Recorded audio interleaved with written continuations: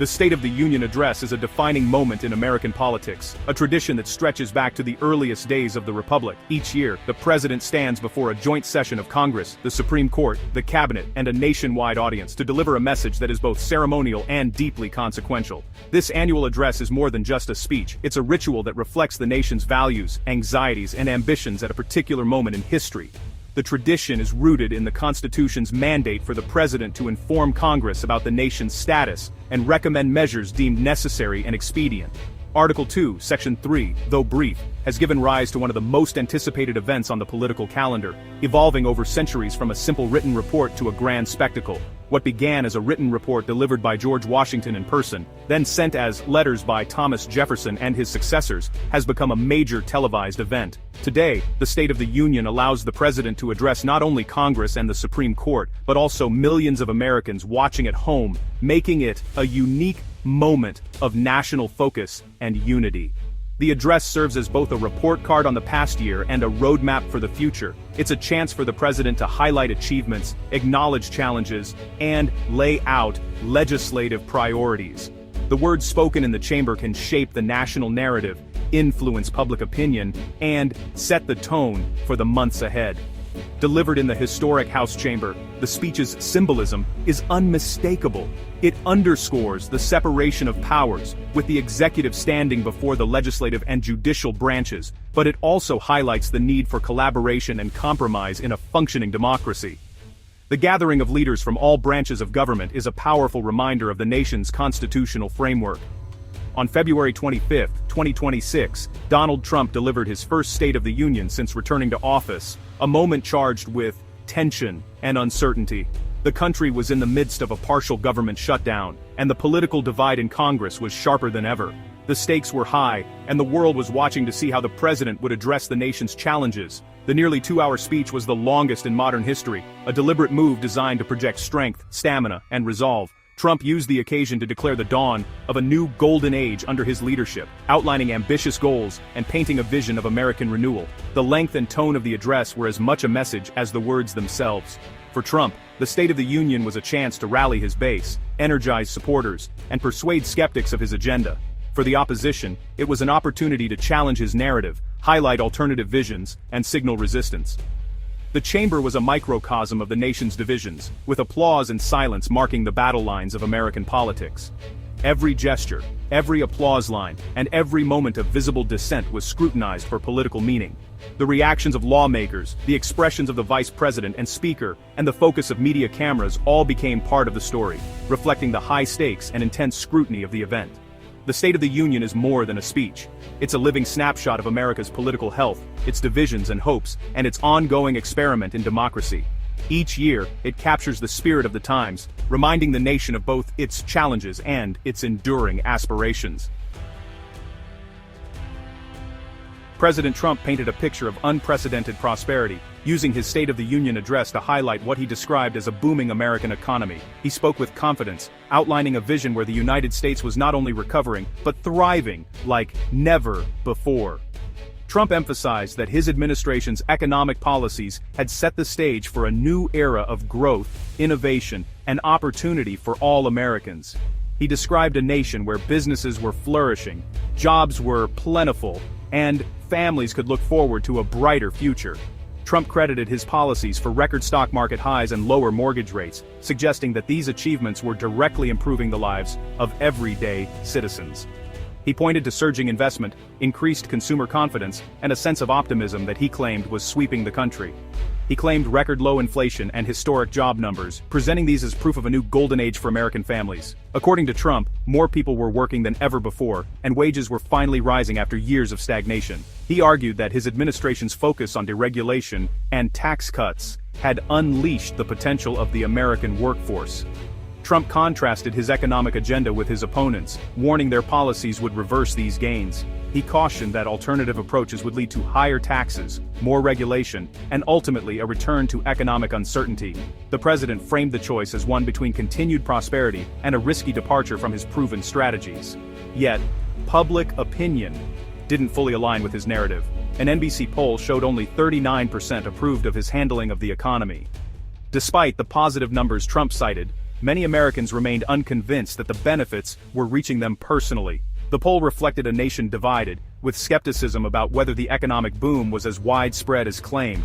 Critics pointed to rising costs and unequal benefits, arguing many Americans weren't experiencing the prosperity Trump described. They highlighted issues like the increasing price of groceries, healthcare, and housing, which continued to strain household budgets. For some, the economic gains felt distant or out of reach.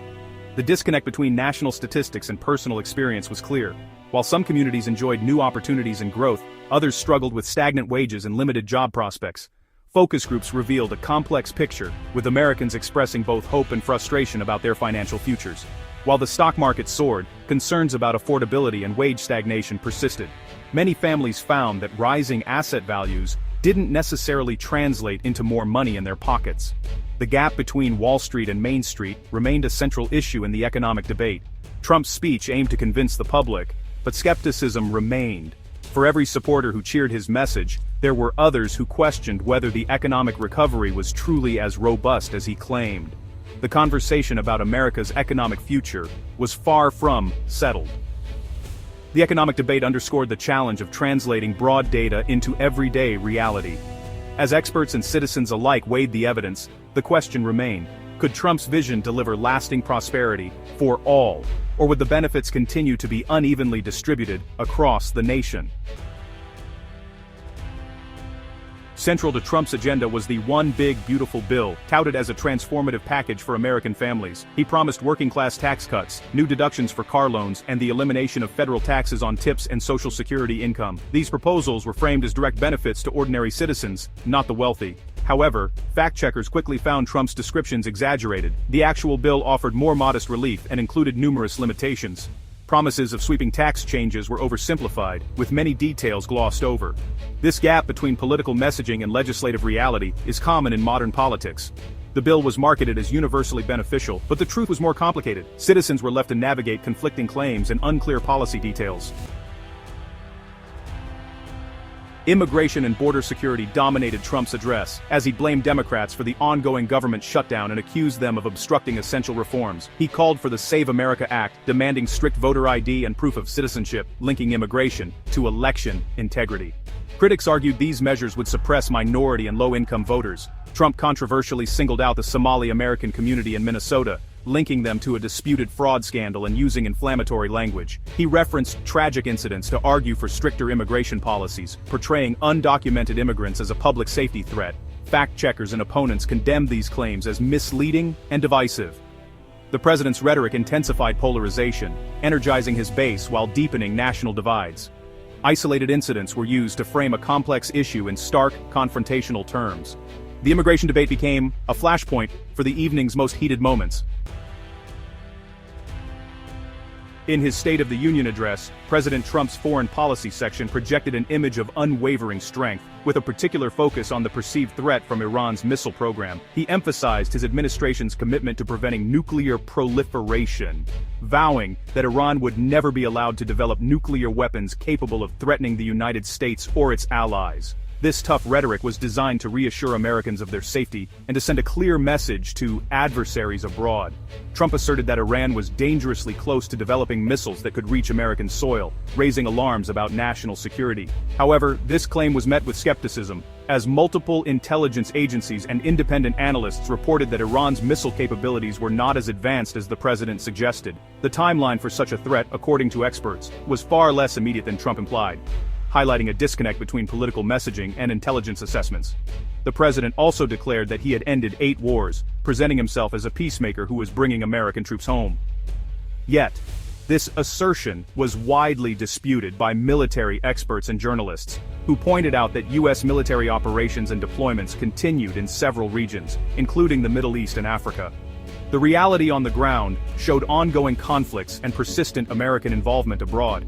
Trump highlighted what he described as foreign policy successes, such as supporting opposition leaders in Venezuela and applying pressure on NATO allies to increase their defense spending. He framed these actions as evidence of American leadership and dominance on the world stage, suggesting that his administration had restored respect for the United States among both friends and foes. In a dramatic announcement, the president introduced the so-called warrior dividend, promising that surplus funds recovered from eliminating government fraud would be paid directly to service members. This pledge was intended to reward the military and demonstrate fiscal responsibility, but it quickly drew criticism from budget analysts and policy experts. Fact-checkers noted that the federal budget was far from balanced, and there was no clear mechanism for generating or distributing such a dividend. The promise, while appealing, lacked any concrete plan or legislative support, raising questions about its feasibility and intent. Many observers saw these bold promises as political theater, grand gestures designed to energize supporters and dominate headlines, but often detached from fiscal and geopolitical realities. The spectacle of the address underscored the gap between rhetoric and actual policy outcomes. While Trump's foreign policy narrative aimed to reassure his base and project confidence, skepticism persisted among voters, analysts, and even some within his own administration. The divide between supporters' enthusiasm and critics' doubts was evident in the public's varied reactions.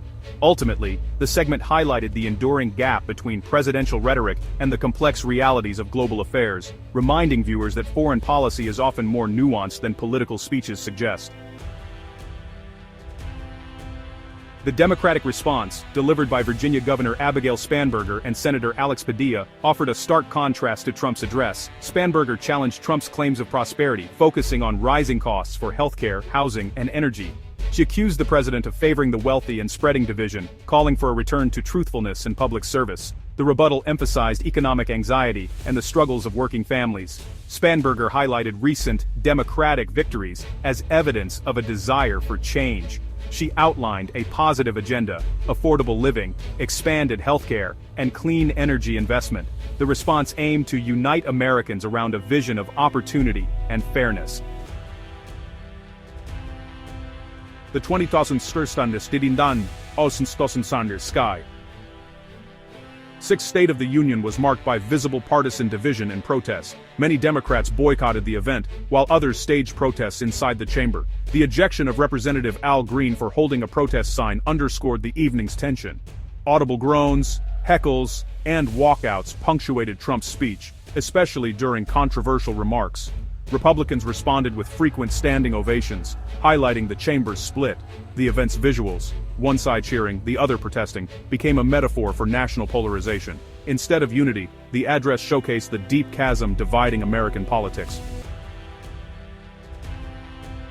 Amid division, the State of the Union featured moments of ceremony and shared sentiment. Trump honored special guests, including survivors of abuse and families affected by immigration enforcement, drawing bipartisan applause. Medals were awarded to distinguished service members, and the U.S. men's Olympic hockey team was celebrated. A surprise family reunion for a freed political prisoner provided a dramatic, emotional highlight.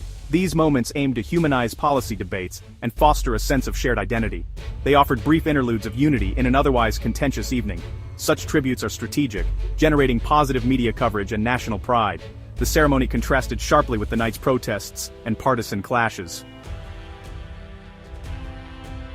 The State of the Union is a performance in persuasion, aiming to shape public perception and define national reality. Trump's 2026 speech was filled with bold claims and grand promises, but its legacy hinges on the gap between rhetoric and fact. Fact-checkers worked in real time, challenging assertions about wars ended, budget surpluses, and tax cuts. The flood of disputed claims highlighted the challenge of discerning truth in the modern information age. The speech's impact depended on which sources viewers trusted. Supporters saw leadership, critics saw exaggeration. The address is now less about consensus and more about competing realities. It sparks national debate, clarifies political battle lines, and serves as an annual benchmark for America's divisions and shared values. The State of the Union remains a vital tradition, reflecting both the nation's conflicts and its aspirations.